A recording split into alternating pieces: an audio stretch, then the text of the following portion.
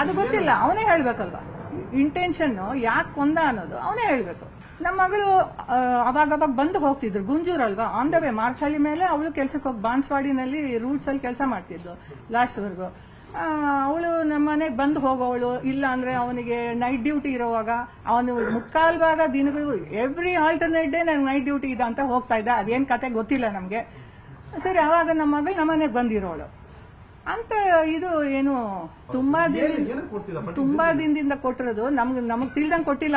ಅವನು ಮದುವೆ ಆದಾಗಿಂದ ಟ್ರೈ ಮಾಡಿದಾನೆ ಇದಕ್ಕೆ, ಅವಳನ್ನ ಕೊಲೆ ಮಾಡೋದಕ್ಕೆ ಟ್ರೈ ಮಾಡಿದಾನೆ. ಅವನು ಇನ್ಸುಲಿನ್ ಡ್ರಾಪ್ ಆಗೋ ತರ ಇನ್ಸುಲಿನ್ ಕೂಡ ಕೊಟ್ಟಿದ್ದಾನೆ.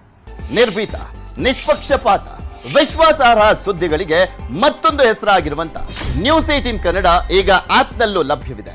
ದಯವಿಟ್ಟು ಇಲ್ಲಿರುವ QR ಕೋಡ್ ಅನ್ನ ಸ್ಕ್ಯಾನ್ ಮಾಡಿಕೊಂಡು ಆಪ್ ಅನ್ನ ಡೌನ್ಲೋಡ್ ಮಾಡೋದಕ್ಕೆ ಮರಿಬೇಡಿ. ನಿಮ್ಮ ಬೆಂಬಲ ಹೀಗೆ ಸದಾ ನಮ್ಮೊಂದಿಗಿರಲಿ. ಧನ್ಯವಾದ. ಇದು ಲಾಂಗ್ ಟರ್ಮ್ ಟ್ರೀಟ್ಮೆಂಟ್ ಕೊಡೋ ಅಷ್ಟು ನಮ್ಮ ಮಗಳಿಗೆ ಯಾವ ಕಾಯಿಲೆನೂ ಇರ್ಲಿಲ್ಲ. ಕ್ರಾನಿಕ್ ಡಿಸೀಸ್ ಏನೂ ಇಲ್ಲ ಅವಳಿಗೆ.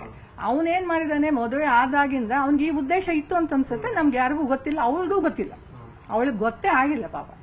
ಅವನೇನ್ ಮಾಡ್ಕೊಂಡ್ಬಂದ ಸ್ಲೋ ಆಗಿ ಅಕ್ಟೋಬರ್ ಇಂದ ಶುರು ಆಗಿದೆ. ಇದು ಮದುವೆ ಆಗಿದ್ದು ಮೇನಲ್ಲಿ, ಅಕ್ಟೋಬರ್ ಇಂದ ಅವನೇನ್ ಮಾಡಿದಾನೆ ಇನ್ಸುಲಿನ್ ಡ್ರಾಪ್ ಆಗೋ ತರ ಕೂಡ ಏನೋ ಮಾಡಿದಾನೆ. ಅವಳು ಹೇಳ್ತಿದ್ಲು, ರಾತ್ರಿ ಹೊತ್ತು ಅವ್ರ ಆಂಟಿಗೂ ಹೇಳಿದಾರೆ, ಅವ್ರ ತಂದೆಗೂ ಹೇಳಿದಾಳೆ, ರಾತ್ರಿ ಹೊತ್ತು ಮಲಗಿದ್ದಾಗ ಬಟಕ್ಸ್ ಅಲ್ಲಿ ಏನೋ ಚುಚ್ಚಿದಾಗ ಪ್ರಿಕ್ ಮಾಡ್ದಂಗ ಆಗತ್ತೆ ಅಂತ ಹೇಳ್ಕೊಂಡಿದ್ದಾಳೆ. ನಮಗ್ ಗೊತ್ತಾಗಿಲ್ಲ ಅದು. ಮೋಸ್ಟ್ಲಿ ಅನ್ಕೋಯ್ತೀನಿ ನಾನು, ಅವನು ಅವಾಗಿಂದ ಏನೋ ಟ್ರೈ ಮಾಡ್ತಾನೆ ಬಂದಿದ್ದಾನೆ. ಈಗ ಲಾಸ್ಟ್ ಅಲ್ಲಿ ಮದುವೆ ಆಗಿ ಶಾರ್ಟ್ ಪೀರಿಯಡ್ ಅಲ್ಲೇ ಈ ಡಿಸಿಷನ್ ತಗೋಬೇಕಂತ ಅವ್ನ್ ಬೇರೆ ಏನೋ ಅಫೇರ್ ಇರ್ಬೇಕು. ಅಲ್ಲ, ಬೇರೆ ಅಫೇರ್ ಇದ್ರೆ ಮದುವೆ ಆಗ್ಬಾರ್ದಿತ್ತು. ಹೌದು, ತುಂಬಾ ದೂರನೂ ಅಲ್ಲ. ದುಡ್ಡು ಅಥವಾ ಆಸ್ಪತ್ರೆ ಕಟ್ಟಿಸ್ಬೇಕು ಅನ್ನೋದು ಅಥವಾ ಅವ್ರ ಪೇರೆಂಟ್ಸ್ ಕೋರ್ಸ್ ಇದೆ ಇದ್ರಲ್ಲಿ, ಅವ್ರಿಗೆಲ್ಲ ಗೊತ್ತಿದೆ. ಅವ್ರ ಪೇರೆಂಟ್ಸ್ಗೆಲ್ಲ ಗೊತ್ತಿದೆ. ಮುಂದೆ ಅವ್ನದು ಏನ್ ಕಥೆಗಳಿದೆಯೋ ಎಲ್ಲ ಗೊತ್ತಿದ್ದು ನಮ್ಮ ಮಗಳ ಜೊತೆ ಮದುವೆ ಮಾಡಿಸಿರೋದು. ಅವ್ರ ಹೋಲ್ ಫ್ಯಾಮಿಲಿಗೆ ಗೊತ್ತಿದೆ ಎಲ್ಲ. ಇತ್ತು ಅವನಿಗೆ ಹಣಕಾಸಿನ ಸಹಾಯನೂ ಆಗತ್ತೆ ಅಂತ ಇತ್ತು. ಮತ್ತೆ ಇದು ಅದಕ್ಕೋಸ್ಕರ ಅಲ್ವಾ ನಾವು ಕ್ಲಿನಿಕ್ ಮಾಡ್ಕೊಟ್ಟಿದ್ದು. ಅವನಿಗೆ ನಮ್ಮ ಮಗಳ ಮೇಲೆ ಇಂಟ್ರೆಸ್ಟ್ ಇರ್ಲಿಲ್ಲ. ನಾನು ಅನ್ಕೋದು ಇಂಟ್ರೆಸ್ಟ್ ಇರ್ಲಿಲ್ಲ ಅವನಿಗೆ. ಅವ್ರ ಮನೇಲೆ ಕಾಲಿಗೆ ಕ್ಯಾನ್ಯುಲ್ ಕರ್ಕೊಂಡ್ ಬಂದಿದ್ದಾನೆ ಬೆಳಿಗ್ಗೆ. ನಮಗ್ ಗೊತ್ತಿಲ್ಲ ಅದು ಹಾಕಿದ್ದಾನೆ.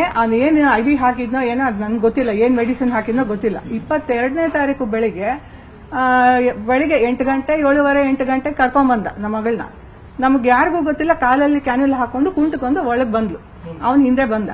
ನಾನ್ ಕೇಳಿದೆ, ಏನಮ್ಮ ಇದು ಅಂತಂದ್ರೆ, ಸ್ವಲ್ಪ ನಾಸಿಯಾ ಗ್ಯಾಸ್ಟ್ರೈಟಿಸ್ ತರ ಆಗಿದೆ, ಅದಕ್ಕೆ ಹಾಕಿದ್ದಾನೆ ಅಂತಂದು. ಸರಿ, ಅವತ್ತು 22ನೇ ತಾರೀಕು ನಮ್ಮನೇಲಿ ಇದ್ಲು. ಅವ್ನು ಕೆಲ್ಸಕ್ಕೆ ಹೋದ ವಿಕ್ಟೋರಿಯಾ ಹಾಸ್ಪಿಟಲ್ಗೆ. ನಾರ್ಮಲ್ ಆಗಿ ಊಟ ಮಾಡ್ಕೊಂಡು ಕೆಲಸ ಮಾಡ್ಕೊಂಡು ಲ್ಯಾಪ್ಟಾಪ್ ಅಲ್ಲಿ, ಯಾಕೆಂದ್ರೆ ಕ್ಲಿನಿಕ್ ಇನಾಗ್ರೇಷನ್ ಇತ್ತಲ್ಲ, ಅದಕ್ಕೋಸ್ಕರ ವರ್ಕ್ ಮಾಡ್ತಿದ್ಲು. ಮಾಡ್ಕೊಂಡು ಇದ್ಲು. 3 ಹೊತ್ತು ಚೆನ್ನಾಗಿ ಊಟ ಮಾಡಿದಾಳೆ, ಏನು ಪ್ರಾಬ್ಲಮ್ ಇಲ್ಲ. ಮತ್ತೆ 23ನೇ ತಾರೀಕು ಸೇಮ್ ಅವನು ಕೆಲ್ಸಕ್ಕೆ ಹೋದ. ರಾತ್ರಿ 22ನೇ ತಾರೀಕು ಮತ್ತೆ IV ಹಾಕಿದಾನೆ. 23ನೇ ತಾರೀಕು ಬೆಳಿಗ್ಗೆ ಕೆಲ್ಸಕ್ಕೆ ಹೋದ ಅವನು. ಇವಳು ವರ್ಕ್ ಮಾಡ್ತಾ ಇದ್ಲು. ನಮ್ಮ ದೊಡ್ಡ ಮಗಳು ಬಂದಿದ್ಲು. ಅವರಿಬ್ರು ಕೂತ್ಕೊಂಡು ಇದ್ರ ಬಗ್ಗೆನೆ ವರ್ಕ್ ಮಾಡಿದ್ದಾರೆ. ಮತ್ತೆ ಸಾಯಂಕಾಲ ಈ ಹುಡುಗಿ 8 ಗಂಟೆಗೆ ವಾಪಸ್ ಯಲಹಂಕ ಬಂದ್ಲು ಅವ್ರ ಮನೆಗೆ. ನಾನು ನಮ್ಮ ಮಗಳು ಇಬ್ರು ಊಟ ಮಾಡಿದ್ವಿ, ನೈಟು ಡಿನ್ನರ್ ಮಾಡಿದ್ವಿ 8:30 ಅಷ್ಟೊತ್ತಿಗೆ.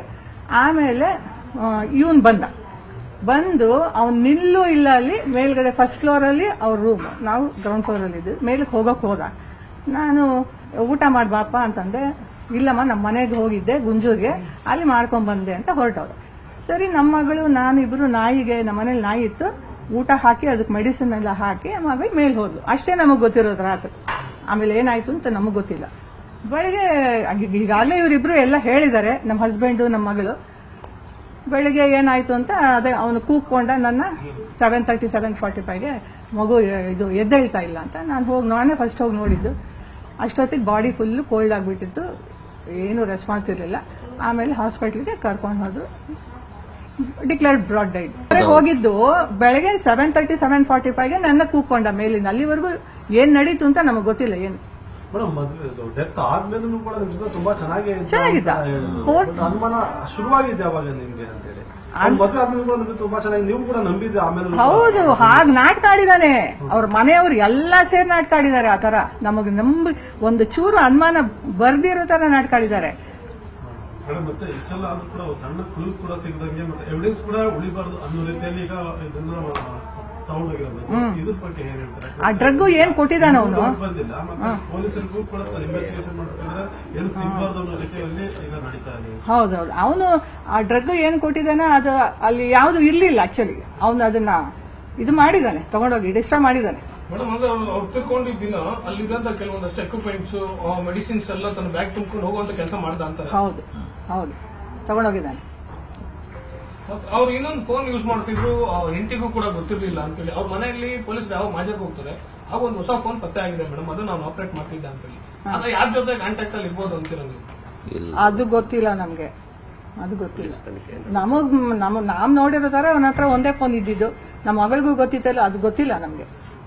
ಮೇಡಮ್ ಒಬ್ನೇ ಈ ತರ ಕೆಲಸ ಮಾಡ್ಲಿಕ್ಕೆ ಸಾಧ್ಯ ಇಲ್ಲ ಮೇಡಮ್, ಯಾರಾದ್ರೂ ಇರ್ಬೋದು. ಇದಾರೆ ಹಿಂದೆ ಯಾರ ಕೈವಾಡ ಇದ್ದೇ ಇದೆ, ಒಬ್ನೇ ಅಂತೂ ಮಾಡಿರೋಕೆ ಸಾಧ್ಯ ಇಲ್ಲ. ಅವ್ರ ಮನೆಯವ್ರು ಎಲ್ಲಾ ಸೇರಿರ್ಬೋದು, ಗೊತ್ತಿಲ್ಲ.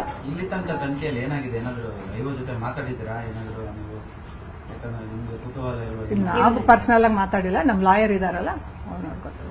ಮೇಡಮ್, ಕೃತಿಕಾ ರೆಡ್ಡಿ ಸಾವನ್ನಪ್ಪ ನಂತರದಲ್ಲಿ ಅಳಿಯ ನಿಮ್ಮ ಮನೆಗೆ ಬರ್ತಿದ್ದ, ಬಂದಾಗ ಯಾವ ರೀತಿ ನಡ್ಕೋತಿದ್ದ? ಒಂದು ಕೆಲಸ ಎಲ್ಲ ಬಂದಿದ್ದಾನೆ, ನಾರ್ಮಲ್ ಆಗಿ ಬಿಹೇವ್ ಮಾಡ್ತಿದ್ದ, ಏನು ಡೌಟೇ ಬಂದಿಲ್ಲ. ಆಗ್ಲೂ ಅವನು ಯಾವುದೇ ರೀತಿ ನಮ್ ಕ್ಲೂ ಕೊಟ್ಟೇ ಇಲ್ಲ. ಮತ್ತೆ ಅವ್ರದ್ದು ಸೀರೆ ಒಡವೆ ಅದು ತಗೊಂಡು ಹೋದ ಎಲ್ಲ. ನಾವ್ ಇದ್ವಲ್ಲ ಮನೇನ ಖಾಲಿ ಮಾಡಿದ್ವಿ, ಯಾಕೆಂದ್ರೆ ಇಸ್ಕಾನ್ ಕೊಟ್ವಿ ನಾವು. ನಮ್ಗೆ ಆ ಮನೇಲಿ ಮಗುನ ಬಿಟ್ಟು ಇರಕ್ ಆಗ್ಲಿಲ್ಲ ನಮ್ ಕೈಲಿ, ಯಾಕಂದ್ರೆ ಅಷ್ಟು ಕ್ಲೋಸ್ ಆಗಿದ್ದವಳು ನಮ್ಮ ಹತ್ರ. ಅದಕ್ಕೋಸ್ಕರ ನಾವೆಲ್ಲ 4 ಜನ, ನಮ್ಮ ಅಳಿಯ ನಮ್ಮ ಮಗಳು ನಾವಿಬ್ರು ಡಿಸೈಡ್ ಮಾಡಿ ಇಸ್ಕಾನ್ಗೆ ಕೊಟ್ಬಿಟ್ವಿ. ಅದಾದ್ಮೇಲೆ ಏನ್ ಮಾಡಿದ್ರು, ಖಾಲಿ ಮಾಡಿದ್ವಲ್ಲ ಮನೆ. ಆಗ ಬಂದ್ರು ಅವ್ರ ಅಮ್ಮ ಅಪ್ಪ ಇವನು 3 ಜನ ಬಂದು ಅವಳದು ಎಷ್ಟು ಬಟ್ಟೆಗಳಿತ್ತು, ಸುಮಾರು ಕಾರು ಹಿಡಿಸ್ಲಾರ್ದೆ ತುಂಬ್ಕೊಂಡು ಹೋದ್ರೆ ಎಲ್ಲಾನು. ಮತ್ತೆ ಒಡವೆನೂ ತಗೊಂಡ್ರು. ನನ್ಗೆ ಜ್ಞಾಪಕಕ್ಕೆ ಬೇಕು, ನಮ್ಮ ಹೆಂಡತಿದು ಜ್ಞಾಪಕಕ್ಕೆ ಬೇಕು ಅಂತ ತಗೊಂಡೋದು. ಮೇಡಮ್ ಇಷ್ಟೆಲ್ಲ ನಾಟಕ ಮಾಡಿದವನು ಕೃತಿಕ ಅವ್ರು ತಿಳ್ಕೊಳ್ತಿದ್ದಂಗೆ ಕೆಲವೊಂದ್ ಕಡೆ ಟ್ರಿಪ್ ಮಾಡಿದಾನೆ, ಗೋವಾಗೆಲ್ಲ ಹೋಗಿದ್ದಾನೆ, ಪಂಜಿಗೆಲ್ಲ ಹೋಗಿದ್ದಾನೆ. ಹೆಂಡತಿ ಮೇಲೆ ಅಷ್ಟು ಪ್ರೀತಿ ಇದ್ರೆ ಇದೆಲ್ಲ ಮಾಡ್ಲಿಕ್ಕೆ ಸಾಧ್ಯ ಇಲ್ಲ, ಕಂಪ್ಲೀಟ್ ನಾಟಕನೇ ಅವ್ನು ಮಾಡಿರೋದು. ಇಲ್ಲ, ಇನ್ನೊಂದು ಹೇಳ್ತೀನಿ, ಇವಾಗ ಎಂತ ಗಂಡನೇ ಆಗ್ಲಿ, ಹಾಗೆ ಡಾಕ್ಟರೇ ಆಗಿರ್ಲಿ, ಪೋಸ್ಟ್ ಮಾರ್ಟಮ್ ನೋಡ್ತೀನಿ ನಾನು ಅಂತ ಒಳಗೆ ಹೋಗ್ಬೇಕು ಅಂತ ಗಲಾಟೆ ಮಾಡಿದಾನಲ್ಲ, ಅವನೊಬ್ಬ ಮನುಷ್ಯನ? ನಾನು ಕೇಳ್ತೀನಿ. ಅವ್ನು ಡಾಕ್ಟರೇ ಆಗಿರ್ಬೋದು, ಇನ್ನು 11 ತಿಂಗಳಾಗಿದೆ ಮದುವೆ ಆಗಿ, ನನ್ನ ಹೆಂಡತಿ ಪೋಸ್ಟ್ ಮಾರ್ಟಮ್ ನೋಡ್ಬೇಕು ನಾನು ಬಿಡಿ ಒಳಗೆ ಅಂತ ಕೇಳೋನು. ಅವ್ನು ನಿಜವಾಗ್ಲೂ ಒಬ್ಬ ಮನುಷ್ಯನ?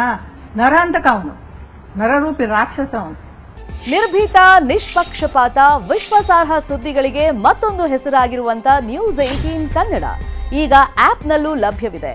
ದಯವಿಟ್ಟು ಇಲ್ಲಿರುವಂತ QR ಕೋಡ್ ಸ್ಕ್ಯಾನ್ ಮಾಡಿಕೊಂಡು ಆಪ್ ಡೌನ್ಲೋಡ್ ಮಾಡೋದಕ್ಕೆ ಮರಿಬೇಡಿ.